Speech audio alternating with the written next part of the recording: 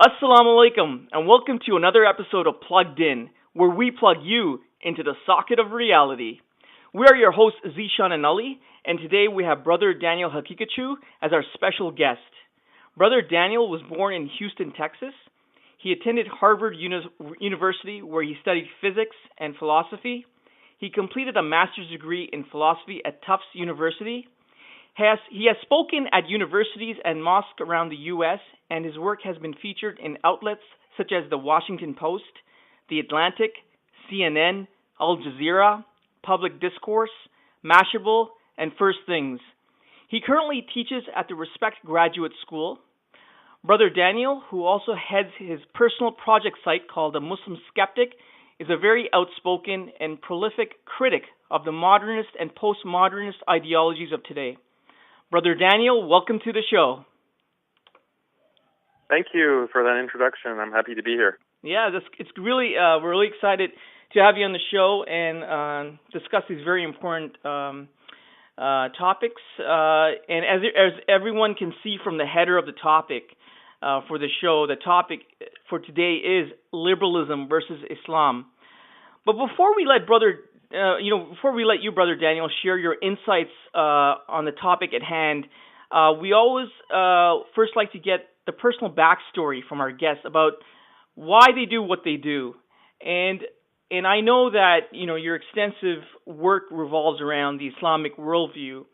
But what we like to know, for the benefit of the listeners, when and how did Islam become a staple in your life and in your intellectual activism? If you can kind of share that, how that came about.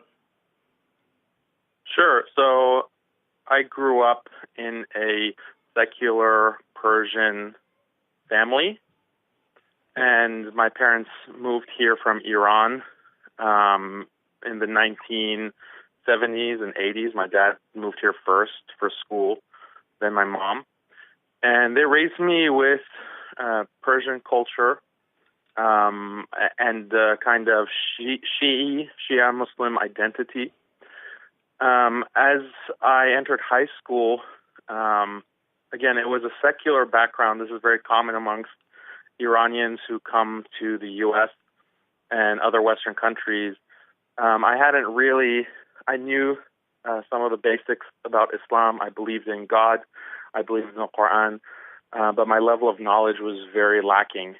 And I considered myself a typical average American with the same kinds of aspirations and concerns and loves and hates as an average American teen.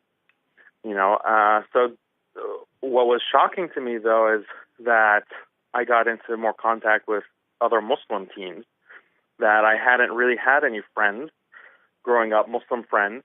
I wasn't really introduced to the masjid environment or the mosque. I hadn't been to Friday prayers up until that point in my life. I didn't know how to read Arabic or to read the Quran. So I was very ignorant about a lot of things. And then alhamdulillah, I was fortunate enough to find Muslim friends. And as far as they're concerned, they were just doing what they had what they believed in, what they'd been raised. They'd been raised in more practicing, devoted environments. They were connected to the masjid, etc. And they just had a very positive influence on me. And I was able to start asking questions and to start doing my own research and to start learning about Islam more deeply.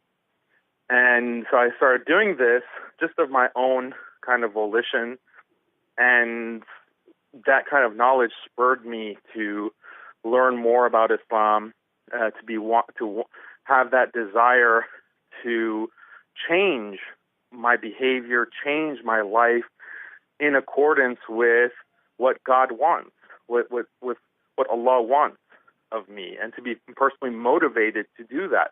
So it was a big paradigm shift that I experienced, and alhamdulillah, I'm very pleased and happy that this happened in my life, and I thank Allah for that. But then once that occurred, I started to learn more. I also came across a lot of critiques against Islam, especially as I graduated high school and went into college. And there were liberal critiques of Islam, secular critiques of Islam, feminist critiques of Islam. And some of these critiques really resonated with me because even though I had become more practicing and identifying as a Muslim and devoted in my personal life, I still considered myself a liberal person. And I believed certain things about Islam, that Islam is as a religion, endorses liberalism, secularism, feminism, and so forth. But then if we accept those things, then there are some very disturbing aspects of the Quran. There are some very disturbing aspects of hadith, of the sunnah of the Prophet, peace be upon him. And if you read those things and coming from a liberal, secular, feminist mindset, they will be disturbing to you. And I was disturbed personally, and I didn't know how to reconcile my commitments to Islam and the truth of the Quran, the truth of the Prophet as the messenger of God, sallallahu alaihi wasallam, with these larger ideologies that I consider to be also valid. So within college, I was able to do more research. I had good friends who were older than me who were able to guide me and explain. And they, at Harvard, they themselves were very brilliant minds, mashallah, and they helped me. I did my own research, and I was able to criticize or critique or see the holes in some of these larger ideologies that I had taken for granted for the entirety of my life, and my family at large had taken for granted. And so I felt very fortunate to have gone through this process of kind of detox, right? Detoxing from the influence of these ideologies. And once I went through that kind of detox, then a lot of things made sense. A lot of things started making sense. The same kind of problems and disturbances that I had experienced before, those just melted away. And they melted away not because I just was ignoring them or because I was ignoring the conflicts or I said, oh, well, Allah knows best. Of course, Allah knows best. But I also was able to rationally understand, okay, this is why certain things are the way that they are in Islamic law and Islam as a whole. And even if the modern world does not accept these tenets of belief or these practices or these ahkam, these rulings within Islamic law, that's a deficiency on the part of the modern world. That's a deficiency on the part of the modern world. And so I came to really internalize this and continue to do research for years and years.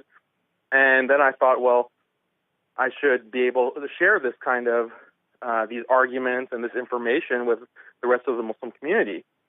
And hopefully that'll be beneficial for the rest of the Muslim community. So that's what I've been doing over the past 5 years is I've been writing and speaking on these issues, and hopefully, it's had some impact, and I'm always looking for feedback from other Muslims. And I do get feedback from other Muslims who say, look, I also came from a secular, liberal, feminist background, and you've opened my eyes, or this information has really opened our eyes to the kinds of holes that are inherent to those ideologies. And now those doubts, the shubuhat that we had about Islam have been addressed because of this approach. Mm-hmm. Well, would it be safe to say that so far your life had kind of two phases, right? So when your experience with with fellow Muslims in the States, you were introduced to, say, Islam and its basic tenets, and once you've kind of accepted that, you still, I guess at that time you were still appealing to liberalism, and then the second phase is where this approach, appealing to liberalism, was a wrong approach. Would we be safe to say that it's kind of like two phases you've gone through? Yeah, I would say that that's an accurate description. The thing is that as you learn more and more about the Islamic tradition, yep, and you study it more deeply, like you actually read some of the texts and you get past some of the superficial approaches or some of the very high-level information about Islam, then you get to texts that don't conform to these modern ideologies. And so it's inevitable. As you learn more, you'll get to that point. And then, every student of knowledge, of Islamic knowledge, reaches this realization, and then they have to, at least in the modern world, they have to then ask themselves, okay, well, how do I deal with this conflict? And a very common approach is to say, well, this text or this ayah or this hadith, it's not relevant to the modern world. It's about a different time and place, and it's not really applicable. There are different methods that certain academic Muslims especially, and increasingly students of knowledge, unfortunately, are using to kind of dismiss and criticize and do away with those quote-unquote inconvenient texts in order to justify and champion or preserve a kind of modernist ideology or worldview or perspective that they're committed to. And those kinds of interpretations are rewarded because the powers that be within the West and within the Muslim world, due to the influence of colonialism, reward any interpretation or any methodology that champions the ideologies of the West, that champions the ideologies of modernism. And so those people who are engaged in that kind of interpretive exercise are rewarded with scholarships, with grants, with positions at the top universities, with all kinds of media access. And that's what perpetuates these wrong ideas and these wrong approaches to Islam. And that's what has caused this decline of Islamic knowledge within the past 200 years. Mm-hmm. And I guess this is a kind of segue into, your initiative that you had started called the Muslim Skeptic, and you've already, I think you've started outlining your motivations for launching an initiative like this. This is quite interesting. Muslim Skeptic, when I first came across this, I thought, it's another person who's skeptical about topics or ideas of, God's existence, and someone who's skeptical about the Quran as revelation from God. But when I took a little closer look at your website, it's basically, as you stated in your works, that you've basically turned the tables. You're outlining arguments where you're showing your skepticism about the prevailing ideologies of today, such as liberalism and secularism. But if you can tell me a little bit more about this initiative called Muslim Skeptic, and how that all got started. Yeah, sure. So, like I mentioned, I started writing because originally my plan was to go into academia and to complete a PhD and teach and try to have a positive influence through the university. But what I quickly came to realize is that the university does not tolerate any kind of critique that I'm willing to provide that is going to undermine these ideologies that are taken for granted or are considered to be all but, God's truth, right? So there's a kind of dogmatism that's found within academia. There's a dogmatism that's found in the wider culture. And if you don't accept those tenets of belief, you're not going to make it as an academic. And, I would, write certain papers that within philosophy that would question the morality of certain kinds of practices or would question the entire idea of secular morality in the first place. And I found a lot of pushback and anger even at those critiques, even though I was writing in an objective way. I wasn't citing Quran or I wasn't writing as a Muslim. I was using the same kind of secular argumentation which should have been accepted within that context. Nonetheless, the kind of arguments that I was making were met with a kind of offense and anger from my professors and other graduate students in my department. So then I realized that this is going to be a really hard road to go down, to try to make it in academia and to have an influence. And I thought, like, this is not worth it. It's not worth the effort. And there has to be a better way to make an impact on the public discourse and the perspectives that Muslims have. So that's when I started writing, and I had to come up with a name for the website. I had to think of a name for this kind of effort, and I chose Muslim Skeptic to, like you mentioned, turn the tables on this idea of skepticism, and to imply, implicit to the name Muslim Skeptic, is that there are these gods, there are these dogmas that have been taken for granted and have just been assumed to be true, and no one is really questioning the dogma. No one is really attacking the dogma. The only object of attack from the perspective of these ideologies is religion, organized religion, especially Islam. And so, okay, well, let's give you a taste of your own medicine. Let's ask these kinds of critical questions. Let's do the kind of critique and see if these ideologies hold mustard. And so that was the motivation behind naming this project the Muslim Skeptic.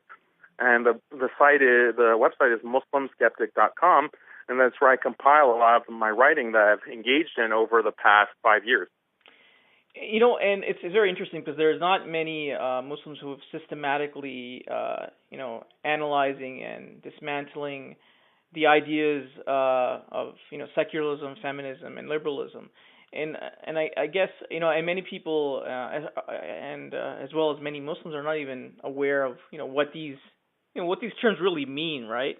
So, for the benefit of the listeners, I know you've been very critical of these ideas concerning secularism, feminism, and liberalism.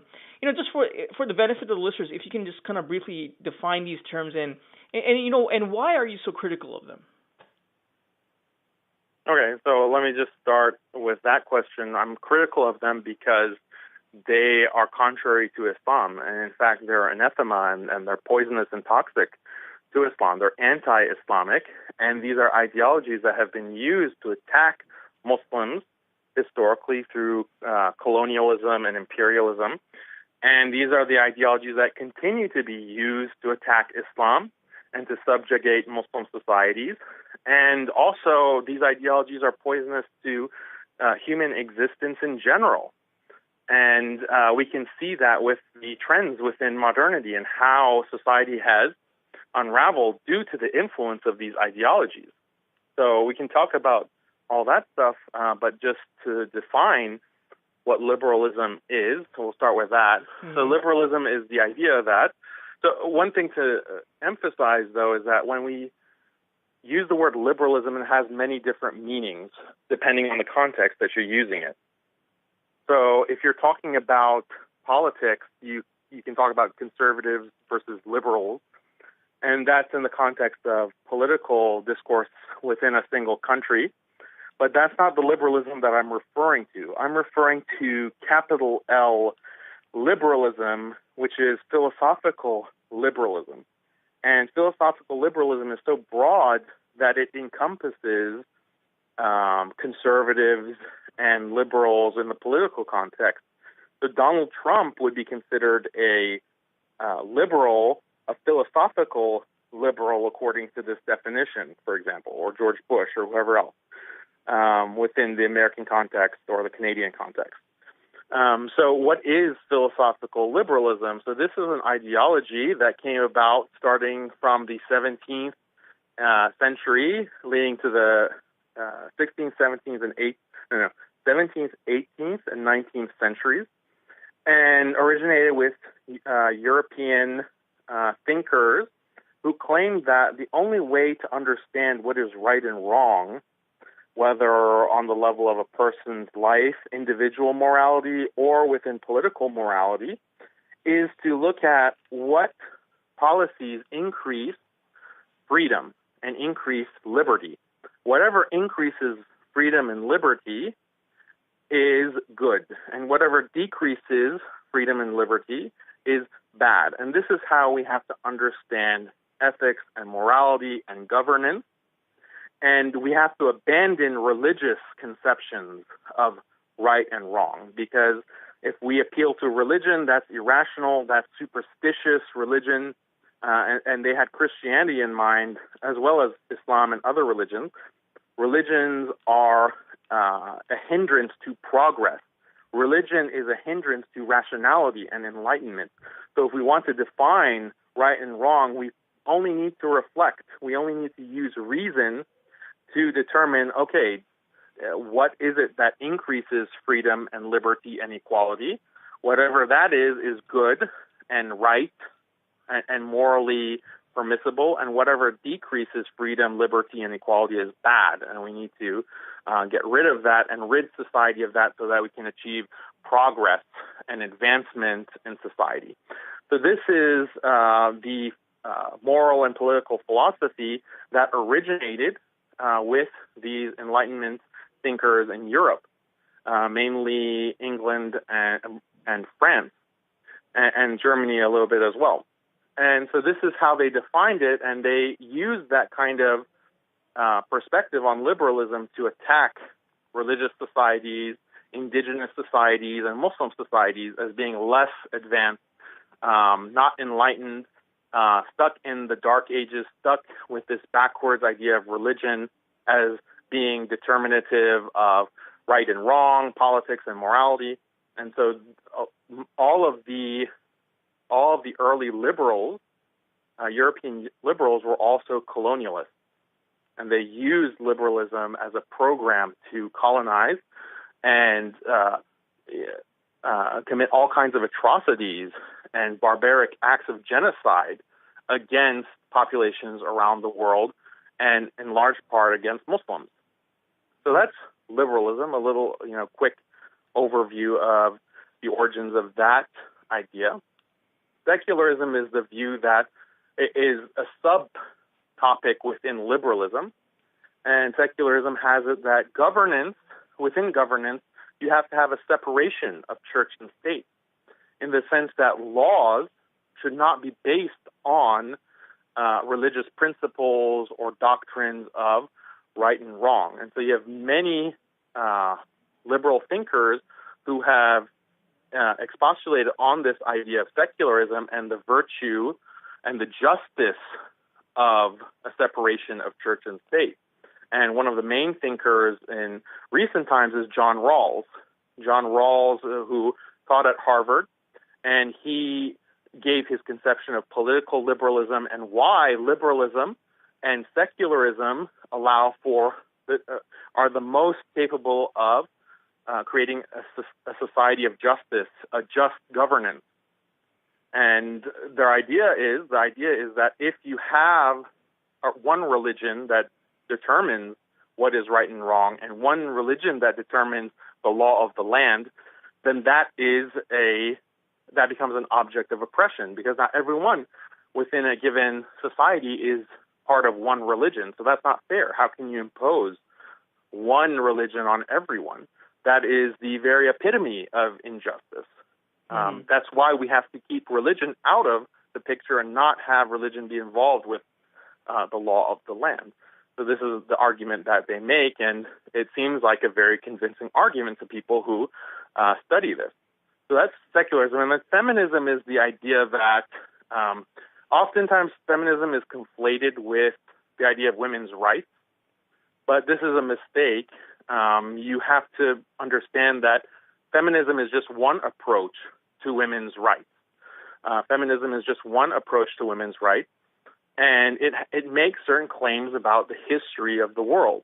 Okay, and feminism originally originated with those same liberal Enlightenment thinkers who claimed that Muslim societies and Aboriginal societies, Chinese, Indian societies oppress their women and subjugate their women because they force them to dress in certain ways, because they prevent them from acting in certain ways. Therefore, as colonizers, we're justified in attacking those nations and committing genocide, and this is the civilizing mission that we have to save these women from Muslim men. And so feminism originated with these kinds of thinkers within the 17th, 18th, and 19th century.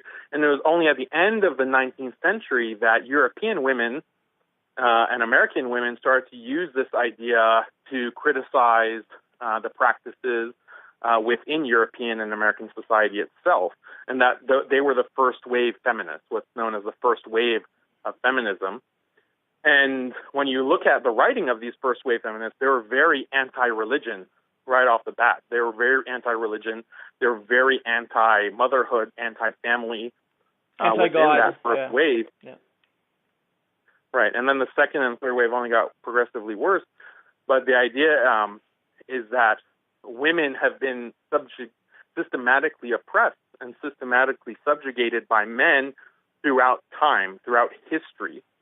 And so this is a central pillar of feminism. You can't be a feminist unless you believe that this patriarchy exists, patriarchy in the sense of men conspiring with each other to subjugate women systematically.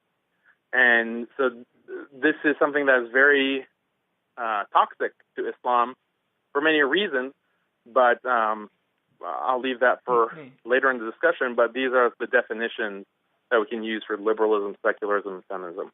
Yeah, and that's okay. And we can have a show. Actually, we can have an entire show on each of these, ideologies or sub-ideologies, you could say, of liberalism.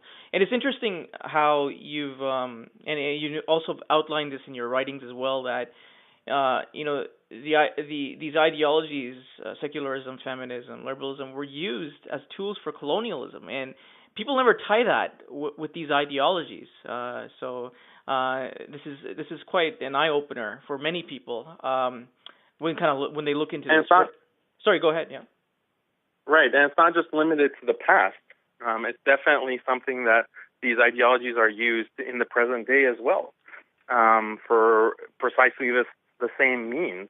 And unfortunately, many Muslims have been co-opted to help colonizers and to help imperialists gain greater and greater control of the Muslim world. So this is an ongoing process. It's not just a relic of the past. Yeah, and this actually kind of segues into my next question. Is when you critique liberalism in contrast to Islam, and I've come across this in your works where you've quoted the verse from the Quran, which says, "God has not made for any man two hearts from this body." And if you could kind of elaborate on this further. Yeah, so it goes back to what I had said earlier, that these ideologies have become dogma. They've become unquestioned tenets of belief that people accept without further reflection or justification. And if you have this kind of commitment to these ideologies, then conflict is inevitable. You will, because some Muslims might say that, there's overlap between Islamic doctrine, and liberalism, secularism, and feminism. In fact, many Muslims have argued this in the academic context and elsewhere. And the reality, however, is that conflict is inevitable. You can't accept both. There are irreconcilable differences, and that's going to manifest itself sooner or later, depending on the level of knowledge that you have about Islam. And so that's what I was referring to in citing that verse. You can't be committed to both at the same time. It's analogous. It's perfectly analogous to the Quraysh and the Mushrikeen in the time of the Prophet ﷺ, who were proposing that, okay, we will worship Allah, or we will accept Islam. This is what they said. We will accept Islam, but we just want certain days of the week where we can worship our idols. And of course, this was not accepted. And the verses of Surat al-Kafirun were revealed to say that no, you have to enter Islam completely. If you want to keep your religion, okay, keep it, but don't mix it, okay, to you, your religion, and to us, our religion, Islam. Yeah, exactly. So Or it's the same idea. yeah, or like basically you want to, okay, we'll accept Islam and capitalism, right? Because they, obviously they didn't want to pay zakat and it didn't envision the entire Exactly. Islam. Yeah, exactly. Right, exactly. Some of the munafiqun did not want to pay zakat. Yeah. So they rejected that, and it's the same idea. Like, you can't add and subtract from Islam as you desire, and that's an inevitability for any foreign ideology. It doesn't have to be liberalism, secularism, or feminism. If you try to reconcile communism, I mean, communism is a sub theory of liberalism, because it also advocates for maximizing liberty and equality in society. It just has a different vision of how to do that as opposed to capitalism. So it's still a liberal ideology. But there were Muslims back in the heyday of communism that wanted to reconcile Islam with communism. And they would cite verses about sadaqah, zakat, freeing slaves. And they would say that, look, in the Quran, we have this endorsement of communism, and we need to be communist Muslims. Yeah, I remember that. Yeah, and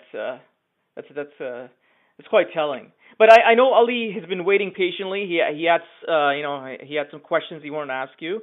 Ali, go ahead. Sure. Yeah, thank you. It was an interesting discussion going on here. You did, Daniel, touch upon the definitions of liberalism, secularism, and feminism. I mean, within the modern context, when the very word liberalism comes to mind, we tend to quickly jump to conclusions that the worldview offered by this political philosophy ought to be good for humanity in general.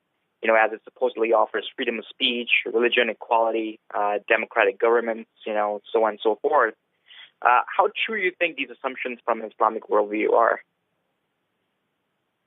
Well, this is what we need to do, is to understand these claims that that liberalism makes about the best society being a liberal society, the best societies being secular societies, the best societies being the ones that are the most feminist, right? Because the people who are making these claims, that if they don't say it explicitly, then it's certainly implicit.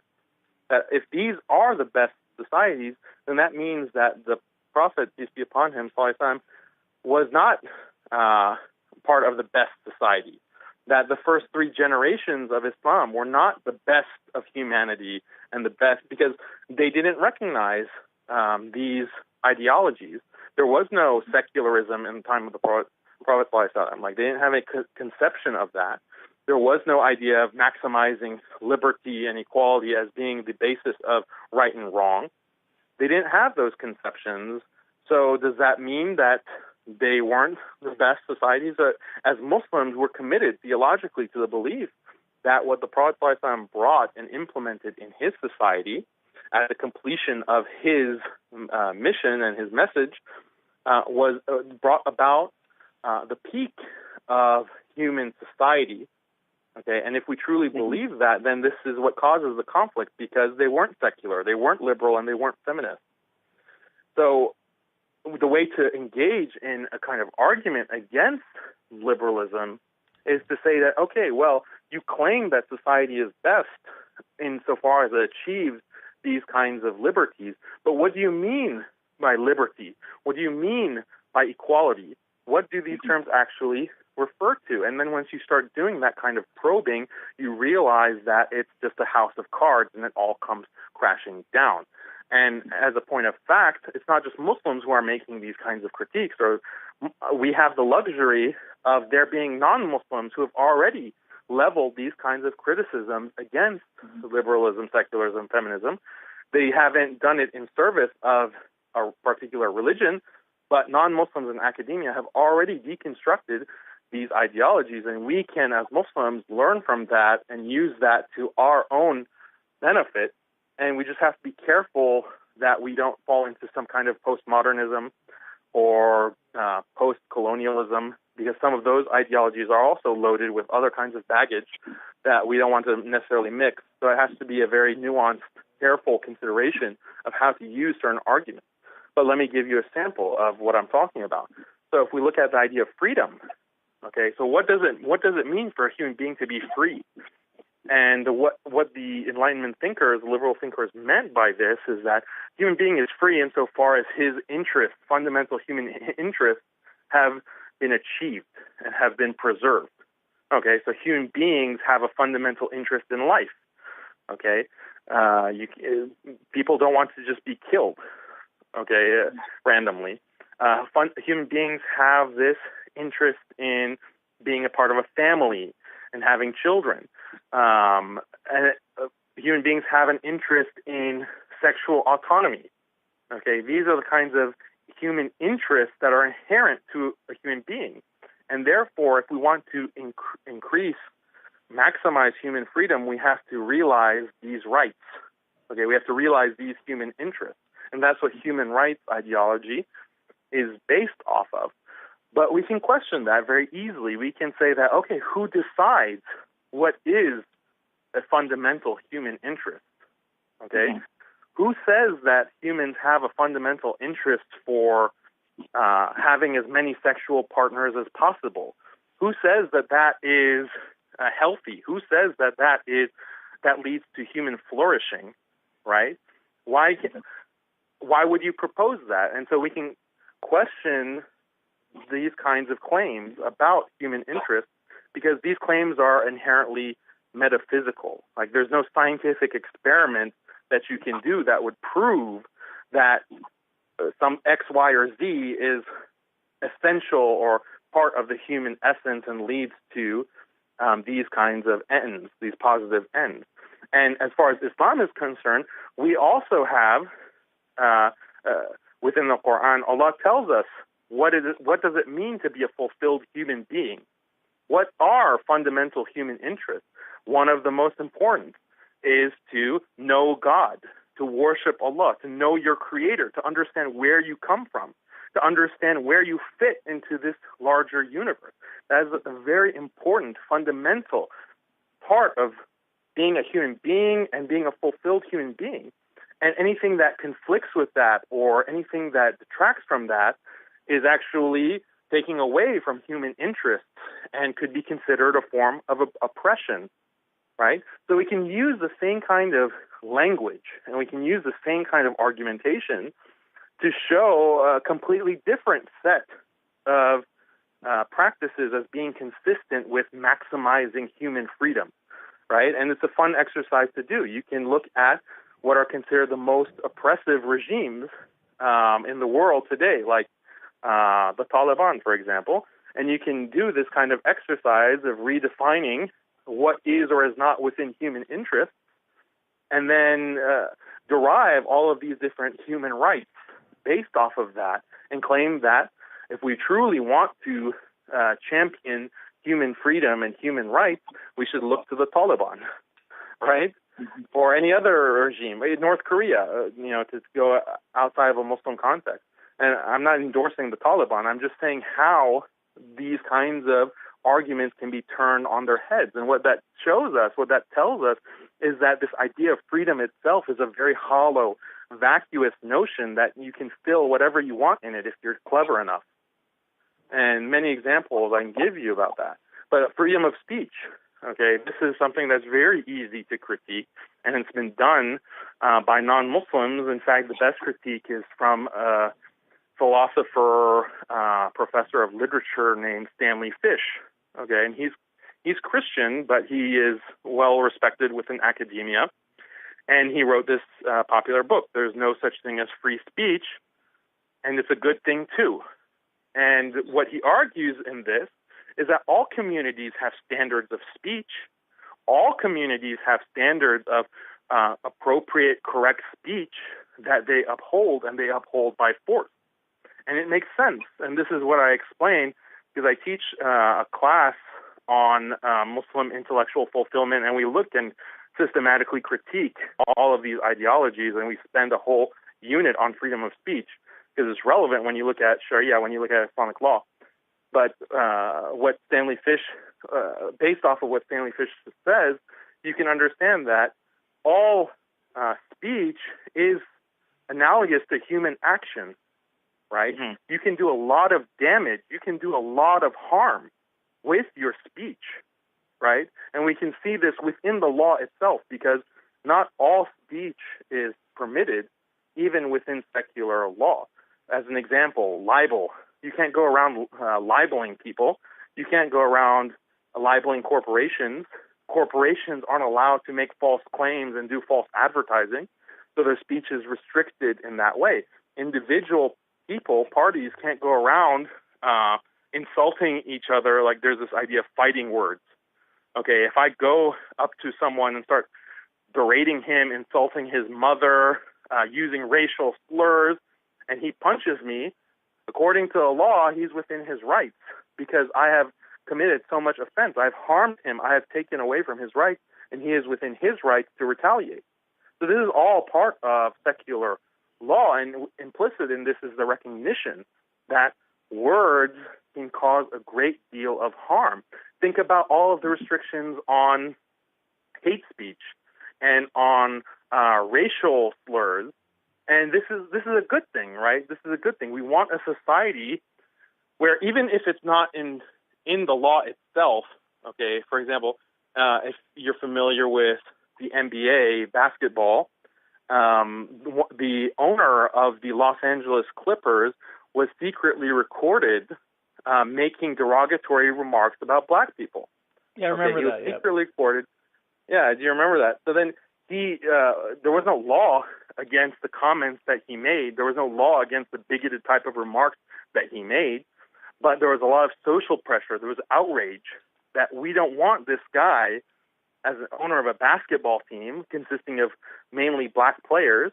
This is not something acceptable in decent civil society. There's a great deal of harm that is caused by this guy's words and even by this guy's beliefs.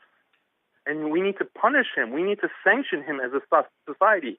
Even if there are no laws that can imprison him or to in any other way deter him from those kinds of beliefs, nonetheless, we as a society need to take action, right? Mm-hmm. And implicit to that is the view that there are certain words and there are certain beliefs that are deeply harmful, that cause a great deal of harm. And insofar as we're interested in a society that does not promote racism, where racism is not something that's just in the air, oppressing us all, we need to take action to restrict certain kinds of speech, right? And so we all accept this. We all accept this. It doesn't matter if you're the most liberal of liberals. Everyone accepts that there are certain things that should not be said, and in fact, they should be sanctioned, and we need to deter certain kinds of speech. And Stanley Fish's insight is that this is inherent to being a human being. This is inherent to being a part of an organized society or organization or civilization as a whole. Mm-hmm. And I think that's a very profound point. But how it relates to Islam is that, well, in Islam, we also recognize this. We recognize that you don't want a society where belief in God is undermined, where belief in God is denigrated, where the Prophet ﷺ is being insulted. Okay, we don't want to live in a society where this is common, because that causes a great deal of harm. That causes a great deal of real, tangible harm, and we need to deter that kind of behavior. And the way that we deter it is we have punishments, and we make it illegal. We criminalize it. Okay, so this is relevant for insulting the Prophet, peace be upon him, shatim of Rasulullah sallallahu, or even when it comes to leaving Islam, apostasy, irtidad. So you'll have liberals in the world today who will criticize Islamic law for having these kinds of provisions, these kinds of hudud, punishments and criminalization, and they say, oh, this is a violation of free speech, and therefore it's barbaric, and therefore it's unenlightened. But in reality, this is no different than any other society. Okay, if we differ, the non-Muslim with the Muslim, it's only on the question of what is truly harmful or not. What is truly harmful or not. And we maintain that this is harmful because there's an afterlife, there's an akhirah. Even if you don't believe it, that doesn't change the reality that it exists. Okay, and we'll all face Allah on the Day of Judgment. And so Islamic society and Islamic law is concerned with our entire existence in this dunya and in the akhirah. And so this is tangible harm. If you're threatening people's faith, if you're promoting kufr, if you're promoting disbelief in society. And so yes, of course, Islam is not only justified, this is the only course of action is to restrict and prohibit these kinds of speech that cause all kinds of harm and damage to society. And of course, we're going to have consequences for apostasy. Okay, and there are details. Like, this is not a promotion of vigilante violence.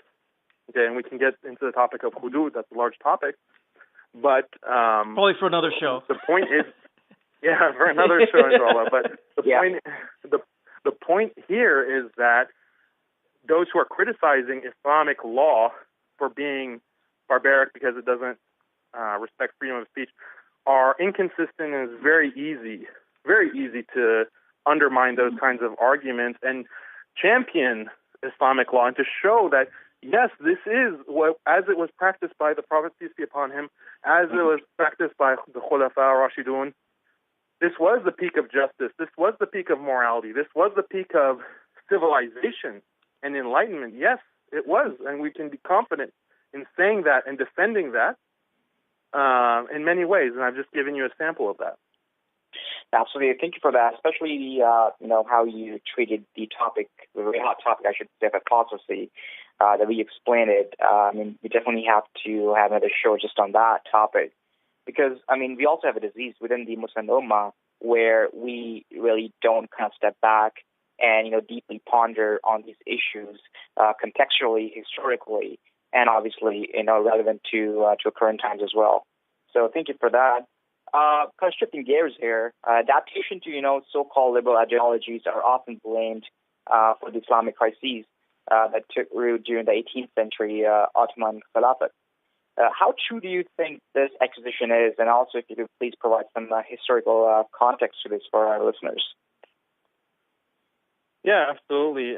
There's been a long history of the introduction of liberalism into Muslim society, and we see this within the later Ottoman Empire, definitely within Egypt, definitely within the subcontinent, within India, and northern Africa as well, Turkey, Iran, Central Asia. Liberalism was introduced to all of these lands, all of these Muslim lands, in an effort to control, in an effort to control Muslims and get Muslims to adopt Western colonial law, right? Because if you want to control people, you need to have them accept a legal regime, and so that they'll start behaving in accordance with the law that you've set, right? So that's the primary way to gain control of a population. And, there's nothing wrong with that. It just depends on what the law is. Islamic law is based on the will of God and what God intends and wants for people and for society, because that's part of guidance. This idea, this kind of Christianized, westernized understanding of religion, the way that religion is constructed within modern secular paradigms is to view religion as only being applicable to personal practice, right? To personal practice, what you do as an individual in your life, what you believe, and the rituals that you undertake. So that's the entire scope of religion. But Islam does not accept that. Islam does not accept that understanding of religion. Rather, guidance from God. God is not only concerned about you individually as a person. God is also concerned about the family. God is also concerned about the family and the practices and behaviors of the family. God is also concerned with the community. God is also concerned with the neighborhood. God is also concerned with society and civilization as a whole. And so he sends guidance, Islam, to guide people in all of these different domains, right? And what we as Muslims need to understand is that this is guidance that touches on all of these aspects of life, and that's a problem if you're trying to colonize a people.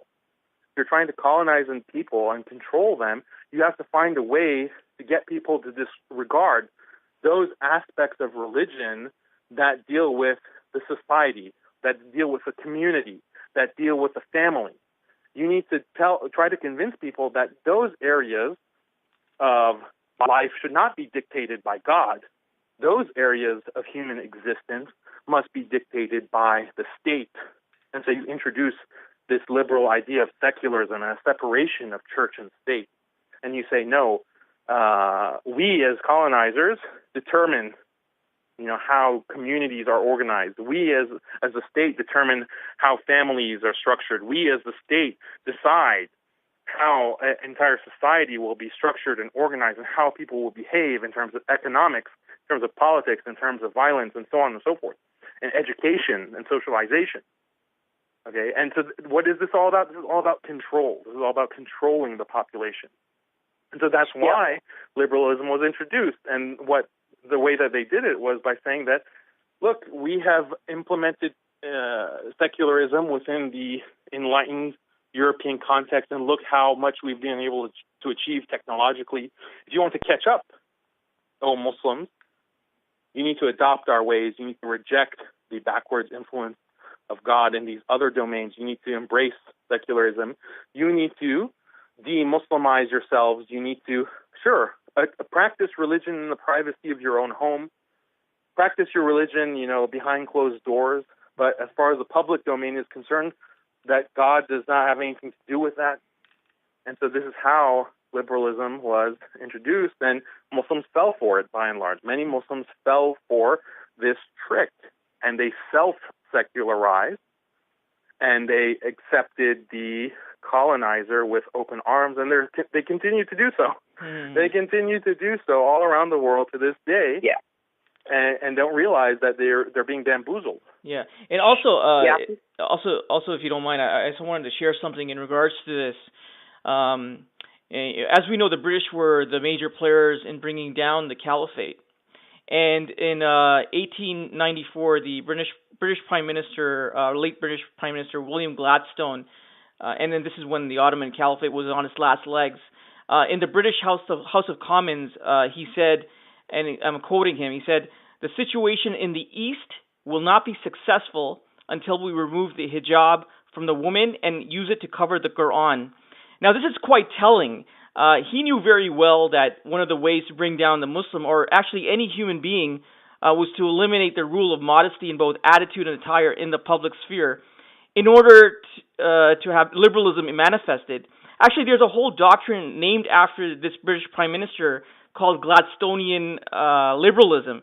And I think this is something that Muslims should be aware of. And the ironic thing is, and as Brother Daniel, you've stated this in your works, is that many Muslims, instead of appealing to the wisdom and rationality of Islam, they appeal to the dogma of liberalism. And, and Brother Daniel, you can, comment on that further if you like. So. Yeah, I don't think comment is necessary. I think you laid it out beautifully, and that's a fantastic and very telling quote about how these colonialists implemented their program of dominating the Muslim world and committing all kinds of atrocities and genocide on Muslims.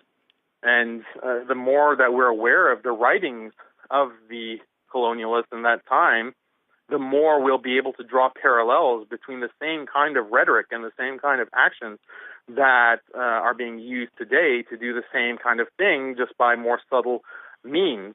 Because in the past, it was the discussion was, or the language that colonialists used was very explicit, that we need to civilize these barbarians.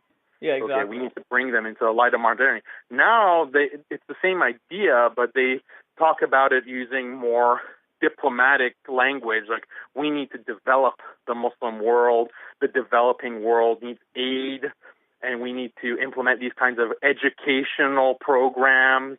So this is the same idea. They're trying to re-educate and re-socialize Muslims according to a liberal conception of human society.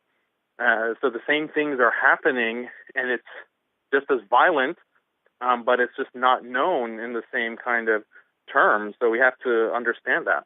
Yeah, exactly.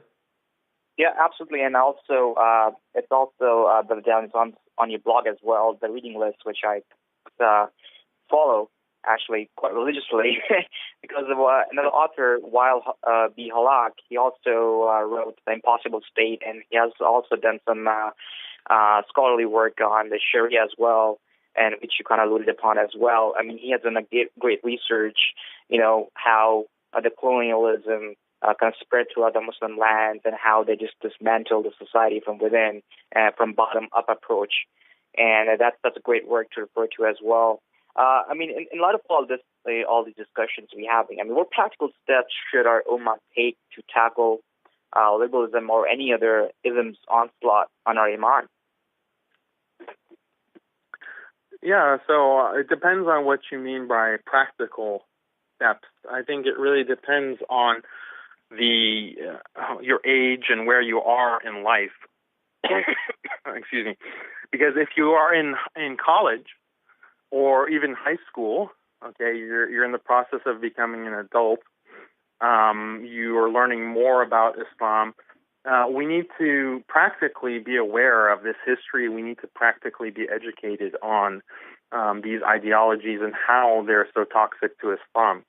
And there's increasingly material out there. I'm trying to do my part by writing and speaking. I'm trying to teach a class that will be directed, inshallah, to high school age Muslim kids on what to expect when they go into college and what are the intellectual challenges that they'll face when they go to college and how to be prepared for that and how to address that. And I think that's a very practical thing. Hopefully, that class will be offered later this year. But I think I included a reading list on my website, and that's also useful because you can see non-Muslims also critiquing these ideologies. So if you're a college student, you need to, I think part of a college education, like a good college education, is being able to critique these ideologies and to see that they have all these holes and that they can be undermined.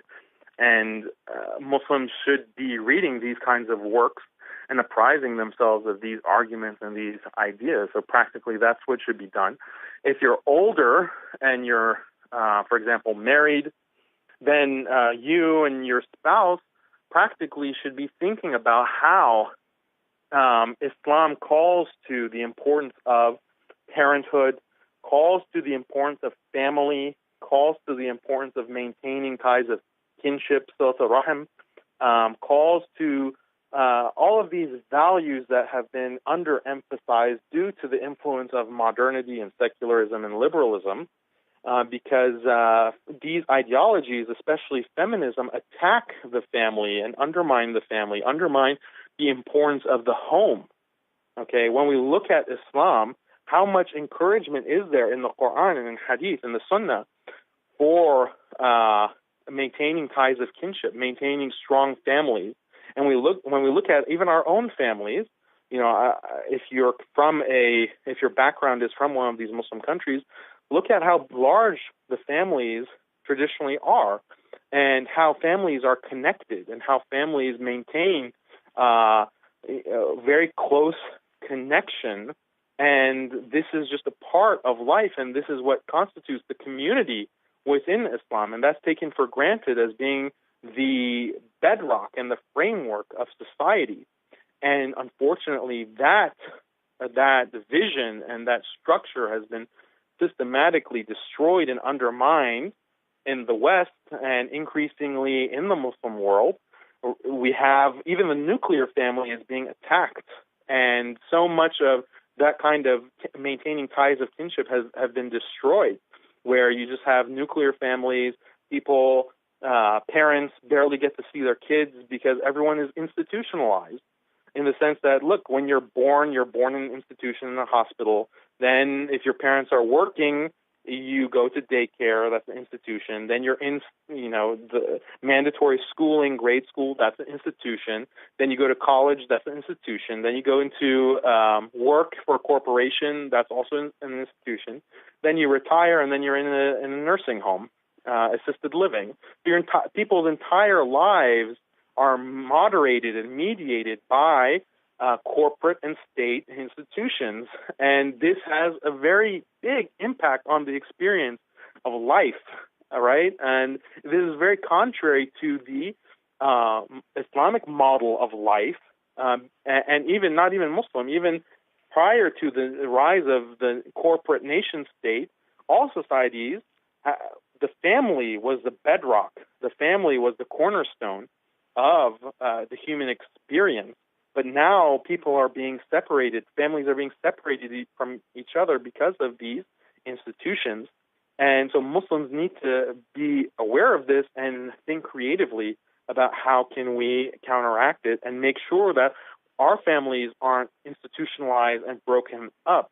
And why I mention all of this is to get to the point that practically what can be done, and this is why I advocate, is that, well, if it's within your means, try to have more children. If it's within your capability, and not everyone has the biological capability or the financial situation is not conducive to having many kids. But if you can have more children, then really look for that. Try to develop this larger family system and network. Try to maintain ties of kinship in a very real way. Try to locate yourself geographically with your extended family. Try to implement that, and so that we can recreate that kind of structure that so much of Islam is predicated on. And I mean, this is a very big topic, but I think that's a very practical step that can be taken by young Muslim couples. And if enough Muslim couples do this, and enough families are created, and we revive these structures and these ideas, I think that's very practical and can have a big, big, big impact within 1, 2, 3 generations on the entirety of society. We just have to do it correctly, and we have to do it intelligently. And of course, we have to at all times have knowledge of our religion and pursue, the basics of knowledge and understanding, so that when we have kids, there's another practical step. Like if you want to have an effect on the world, then you need to make sure that your children are raised with knowledge of the deen, knowledge of the tenets of belief, so that they can understand and they can practice. And then cumulatively, if we all do this, it will lead to a very significant practical impact on the world around us.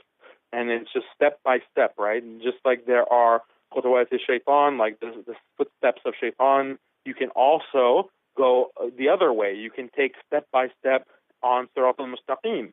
And we can get to a position where we are changing the world through the small actions that we all can make and we all have control over.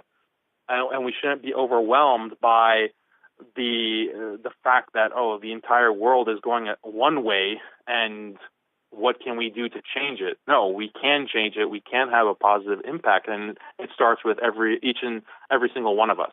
Yep, and that's well put. And the telling thing is that this whole setup right now, where this whole setup, this capitalist setup, where it's breaking down the family, it's breaking the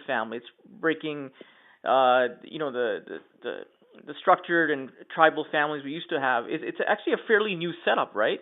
Because before the industrial age, people lived as you just stated, and people think that the setup now is as if it's a natural affair of life, right? It's been going on, for a very long time.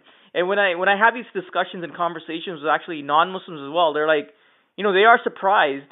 And this setup is a whole totally unnatural setup for all of humanity. And I think we as Muslims should rise up and kind of be leading this. That Islam provides a way out of this very unnatural and, as you said, toxic setup that we're dealing with right now. Yeah, absolutely. I think that when we explain things to people and we historicize the current situation that we're in and make people understand that it's very new. It's very new and it's very unusual. And in fact, most of history, this wasn't the case. And furthermore, we can see the strength and how prior structures were so much more beneficial and conducive to human flourishing.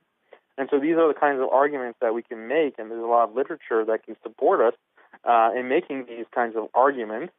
But this also shows the importance and the wisdom, the hikmah, and the superiority of Islamic law. Because within Islamic law, all of these things are assumed and it's implicit to the system. And the Sharia itself is meant to bring about this kind of society. Okay, you cannot implement, or you can't, as a Muslim, individually be committed to the Sharia and not maintain ties of kinship. You cannot be committed to the Sharia and not help your neighbors and feed your neighbors and help the orphan and help them, those who are destitute or those who are wayfarers or travelers. All of these values are so central to Islamic law. If you truly wanted to implement them, they allow for the emergence of the kind of society that we see in the past and that we've lost because of this corrosive influence of capitalist, liberalist, secularist ideologies, feminist ideologies. Yeah, exactly, and all these ideologies. That becomes a selling point for Islam. Yeah, exactly, and all these ideologies take out the equation of God, right? And that's where all the inconsistencies come about, and basically destruction of human society. But anyways, Ali, I think you had one last question, or? So I think pretty much covered everything. Obviously, this calls for a few more episodes. We definitely need to get Daniel back on our show. Oh yeah, for sure. But I think yeah. Well, yeah, I'd love to. Yeah, it was a great joy having this discussion, and Brother Daniel, I really thank you very much for sharing your findings and insights, and please keep up the great work, and thank you everyone for tuning. Sorry, Brother Daniel, what do you say? Oh, I was saying, I appreciate it. Thank you for having me on. Like, if people are interested in reading more about this kind of material, you can follow me on social media and just search for my last name, or you can go to my website, Muslim Skeptic with a K, muslimskeptic.com, and a lot of my writing and videos are there. So jazakallah khair for having me on the show, and hopefully we can do this again sometime soon. Yeah, thank you for sharing that, and thank you for everyone for tuning in, and till next time, be plugged in.